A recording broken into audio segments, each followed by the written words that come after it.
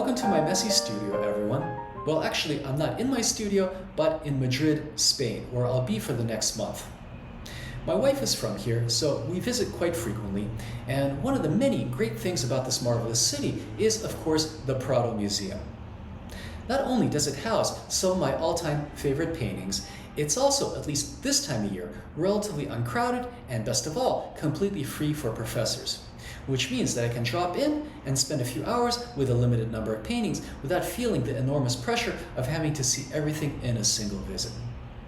Personally, I find large museums exhausting, and after looking at several dozen paintings, I just don't have the energy to give my full attention to any more. For me, it's a little bit like consuming an amazing meal and then being told that it was only the first course. No matter what comes after it, I'm just too full to enjoy it. So the ability to go to a museum for just a few hours, peacefully commune with a select number of paintings, and then leave is what makes the Prado such a special experience. And since I'm away from my studio with much more limited resources for making content for you guys, I figured this would be a great opportunity to do a small series called Lessons from the Prado, where I demonstrate and explain some of the principles derived from my very many visits to this museum over the years. The first principle we're going to discuss is the use of soft versus hard edges, smooth versus rough edges, thinness and transparency versus thickness and opacity. Let's get started. And since I'm away from my studio with much more limited resources for making content for you guys, I figured this would be a great opportunity to do a small series called Lessons from the Prado, where I demonstrate and explain some principles derived from my many visits to this museum over the years. The first principle we're going to discuss is soft versus sharp edges, smooth versus rough textures, transparency versus opacity. Let's get started. The principle is very simple and has three aspects. The first is that sharp edges advance and that soft edges recede. So if we draw two squares and make one very sharp-edged, it's going to look closer, and if we draw a second square and soften it with a blending stump, like so, it'll look farther away. This, of course, has to do with the way we perceive depth, with objects in the distance appearing softer than objects nearer to us, due to the effects of atmospheric perspective. The second aspect is that strong textures advance and soft textures recede. This means that if I draw a sphere and give it a strong texture, some kind of hatching or rough shadows, that sphere will look closer than a sphere that's rendered in a very smooth way.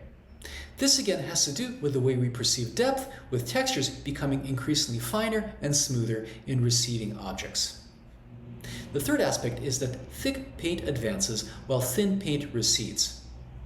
This, of course, is related to the first two principles, since thin paint tends to have softer edges and less texture.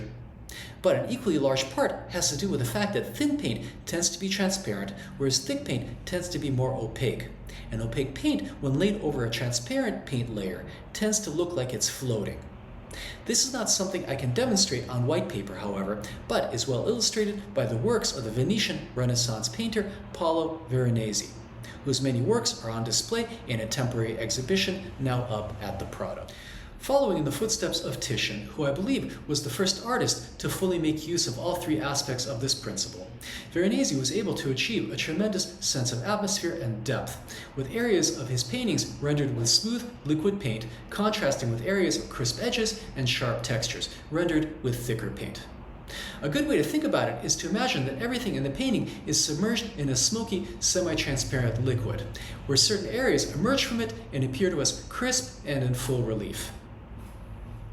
The Venetian school of painting was tremendously influential, and one place where that influence is felt very strongly is in the paintings of Velázquez, who traveled to Italy as a youngster. The ways in which Velázquez is excellent is hard to summarize, of course, but one of the many things that gives his paintings such power is his understanding of the principles of soft and hard. And we often see billowy, blended forms in his paintings, contrasted with razor-sharp edges, where the sharp edges of the eyes, the nostrils, and the mouth seem to float on the cloudy, soft forms of the rest of the face. And then just look at the sharp edge of the collar piercing the surface of the canvas and jutting forward. The general consensus is that Velázquez is superior to Veronese. While technically I believe they're close to being equal, Veronese's work is more decorative and lacking in psychological penetration. But a large part of Velázquez's strength is compositional, and his control over the principles I'm discussing play a large part. Besides being used to create depth, sharpness, strong texture, and thick paint are also essential in creating visual pull. And by visual pull, I mean the capacity of a visual element to draw attention to itself. Think of sharpness, texture, and thickness as sound. Loud sounds attract attention, drowning out quiet sounds. And the artist, much like a conductor in an orchestra, must make sure to calibrate all the instruments in his paintings so that all of them are playing at just the appropriate volume. Velázquez's ability to orchestrate, to organize all the elements in his picture, partially through the use of the principles I'm discussing, is what makes him better than Veronese, whose orchestrations, as brilliant as they are at times, often feel chaotic and disjointed. While these principles are easy enough to apply in oil paint, which allows you to work thin and thick and to blend endlessly, how do we exploit these principles in pen, ink, and wash? Well, displayed alongside Veronese's paintings are a few examples of his brilliant drawings, many of which are done on blue tone paper, sepia ink, gray wash, and white paint. The use of that white is particularly important since, because it's applied fairly thickly in places, creates sharpness, texture, and opacity. The dense, luminous white paint used by the old masters to make such work is unfortunately no longer available, since it was composed of a toxic lead pigment. And even more unfortunate is that modern equivalents don't work quite as well, with both titanium and zinc lacking body. While there are workarounds, for example using acrylic paint with the addition of texture paste to make the paint thicker, there's an easier, more correctable way, which I'm going to show you right now. Like Veronese, we're going to be working on toned paper. For this technique, I recommend something with a touch of texture, such as this paper made by Canson, their Mi-tientes series of toned paper. The color is not terribly important, but you do want something more or less mid-value, such as this steel gray color. You'll need a pen filled with either dark black or dark brown ink. In this case, I'm using my Hongdian M2 with an EF nib, which is filled with waterproof Rohrer Klingner sepia ink. Then you'll need either black or dark brown ink or watercolor for your washes, and also some white watercolor paint. This is Chinese white, which is zinc based. In addition, and this is where the trickery lies, you're going to need a white chalk pencil. Not all of them are created equal, with some being quite transparent and ineffective. The one made by Conte is nice and dense, as is this one, which is made by Generals. This is key because it will allow us to impart additional body and texture into our drawing. This is also a very good material for my underdrawings. Here is how this works.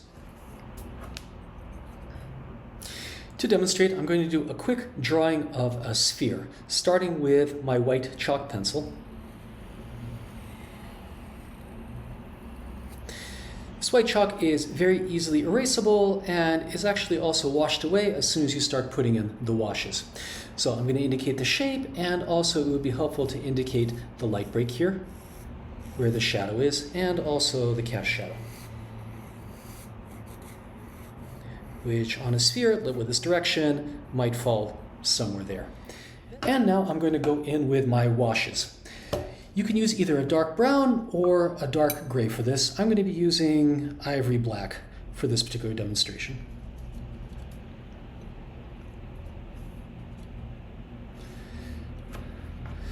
And I'm going to try to work as softly as possible.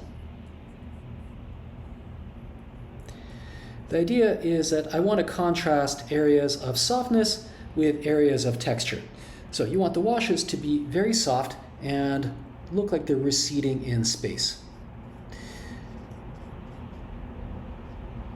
So everywhere there's a risk of forming sharp edges, I'm going to go in with a wet brush and create a soft transition. Now, one thing that's really important when you're working on toned paper is not to go too dark at the beginning. Why? Because you're already working on a fairly dark surface, and if you go too dark, It might not look that way until you've added the whiter elements in your drawing, the lighter elements. So it's very easy to be fooled at this point and go too dark in the shadows. Anytime you're working with a tone ground, it's important to work in both directions, to add some shadows, some darks, and immediately before finishing the darks, add some lights. And you realize when you add the additional contrast of the white, the shadows are going to look darker in contrast and are going to get appropriately dark. So don't go too dark too early. You're working on gray paper. The ground is already pretty dark. Okay, so the next step is to switch over to my white. I've got my Chinese white, or zinc white, ready to go. It's a good idea with dry watercolor pans to add a couple of drops of white, wait a few minutes, thicken the paint, let it reconstitute. Because I think you'll find that white paint takes more time to wet to get the right consistency. Right, a lot of watercolor painters will do that. They'll actually drip a little bit of water into all of their dry cakes to get them going. But it's particularly important with the white, which tends to dry very, very hard. Okay, now I'm going to start adding lighter elements.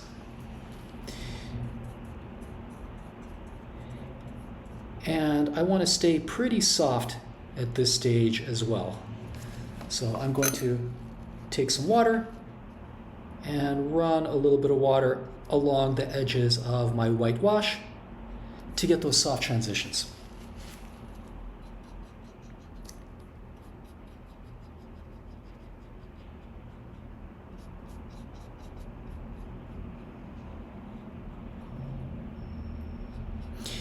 You'll find that white watercolor is a little bit hard to control.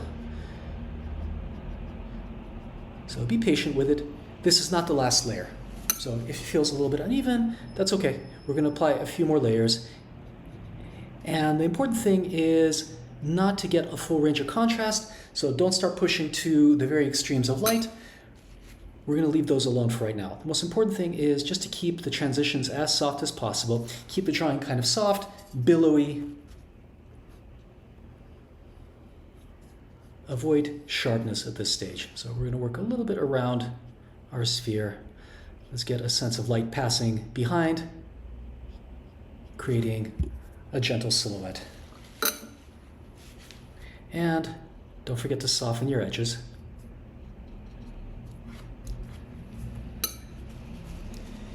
You're starting off with something very soft and cloudy. And then little by little, we're going to start increasing the contrast and the sharpness. So let's go back in.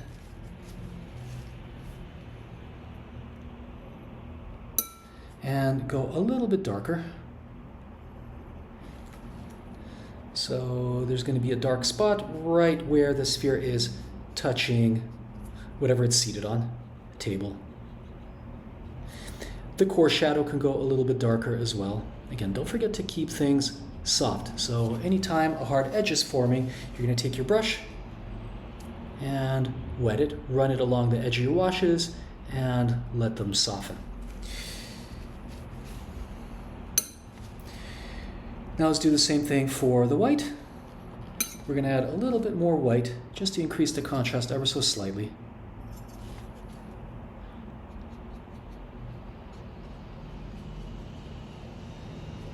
But again, try not to get a full range of contrast in the white. Keep the forms soft. Keep the edges of the forms really soft.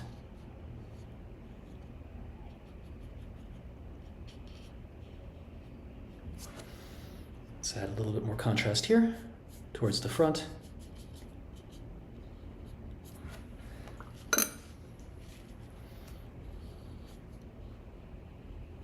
Don't forget to soften.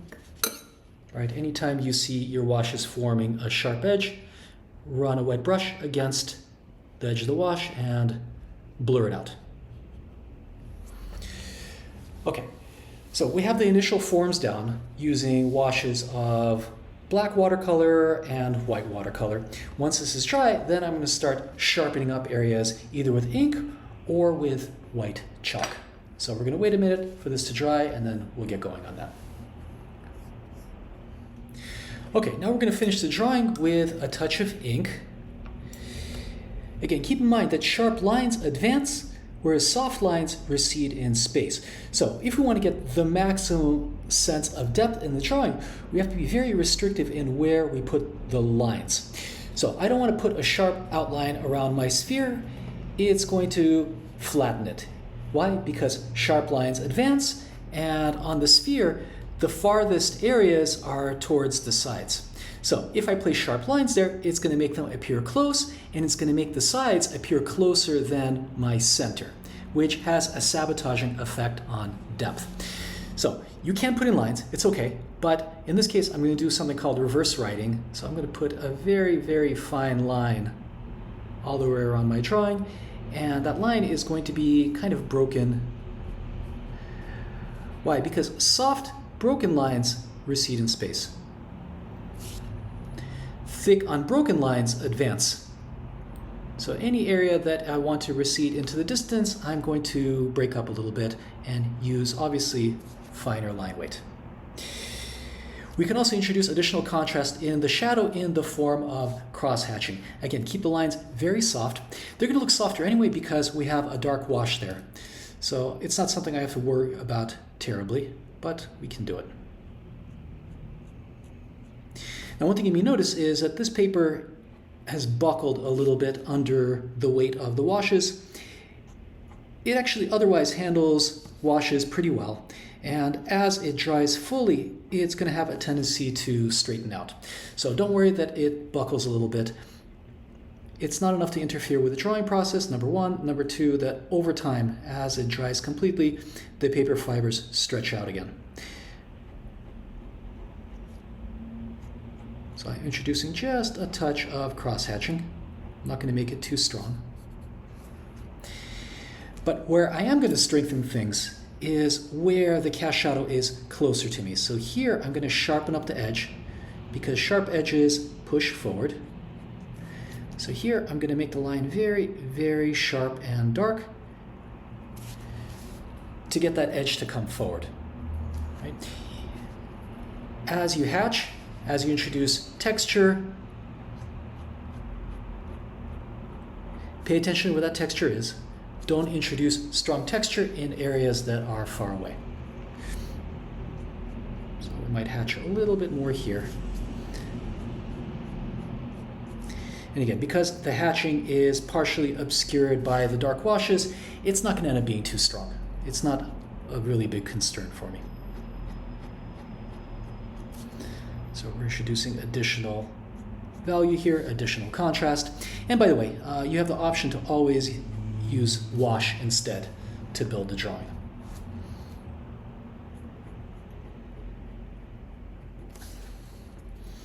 Okay, we're going to introduce just a little bit more contrast here.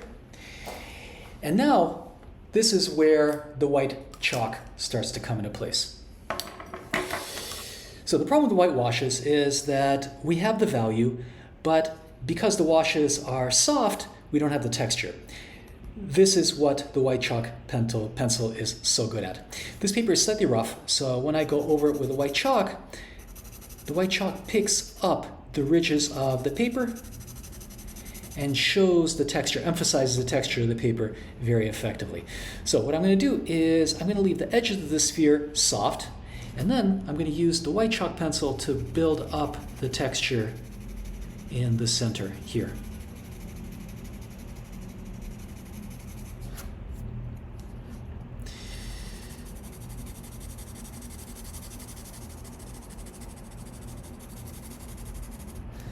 See, the texture here is rougher. It's going to make this part of the sphere appear closer.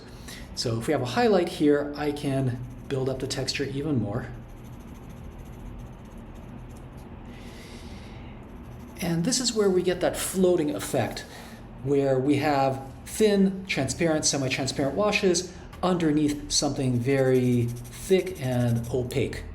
Right? These rough textures pop forward. They feel like they're floating on top of an ocean of softness.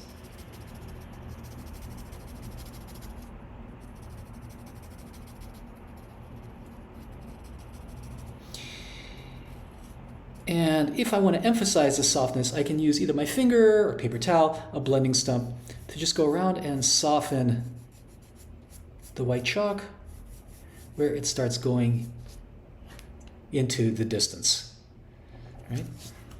And we can do the same thing here. So we have this edge of the stand that's a little bit rougher, a little bit closer to us. And we can use white chalk to emphasize its closeness. Now, we might be missing a little bit of the white highlight here. You can always go back in with your white watercolor and add the very brightest highlight in. That is an option.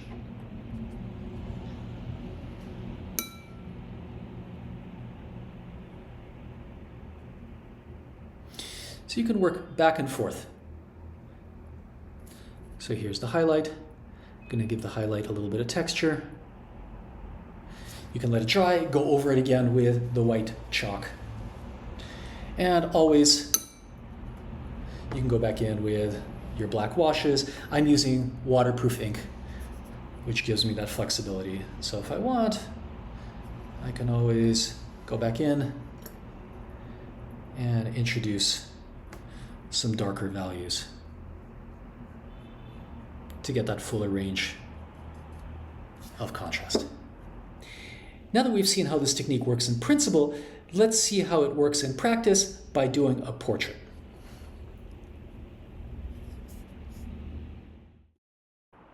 Here is the final drawing, which I touched up slightly off camera. This is a very useful mixed media technique which allows you to make use of all three aspects of the principle I discussed in the tutorial. Aspects of image making that are often only available to oil painters. I hope you guys enjoyed this tutorial. Greetings from Madrid, and see you next time.